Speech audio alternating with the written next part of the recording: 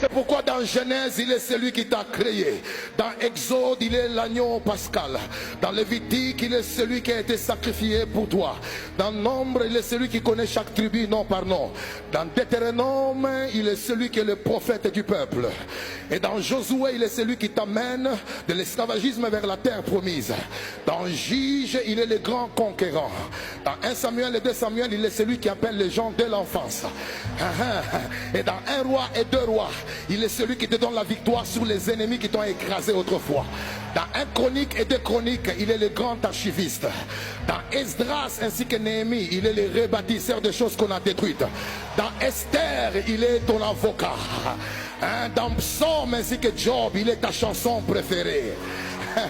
Et dans Ésaïe, il est celui qui dit l'Esprit de l'Éternel est sur moi. Car l'Éternel m'a oint pour annoncer la bonne nouvelle. Il m'a oint pour guérir ceux qui ont le cœur brisé. Il m'a oint pour proclamer la libération des captifs.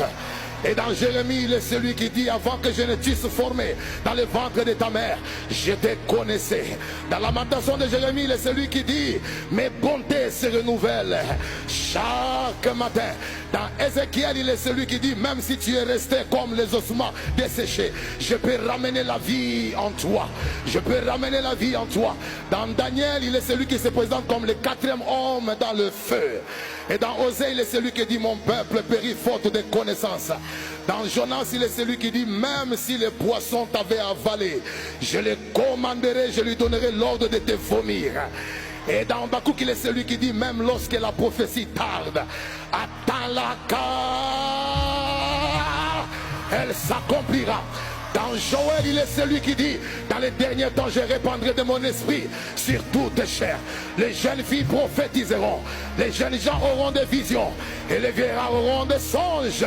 Et dans Malachie, il est celui qui dit vous verrez de nouveau la différence entre ceux qui me servent et ceux qui ne me servent pas. Dans Matthieu, il est celui qui se présente comme le roi. Dans Marc, il est celui qui se présente comme le Dieu des miracles. Et dans Luc, il est celui qui se présente comme le médecin. Ah oui, et dans Jean, il est celui qui se présente comme la gloire révélée de Dieu. Dans Actes des Apôtres, il est celui qui descend par le Saint-Esprit. Et dans Romains, il est celui qui dit je n'ai point honte de l'évangile, car l'évangile est une puissance qui sauve. Dans 1 Corinthiens, 2 Corinthiens, il est celui qui te donne la grâce de vivre l'enlèvement au son de la trompette.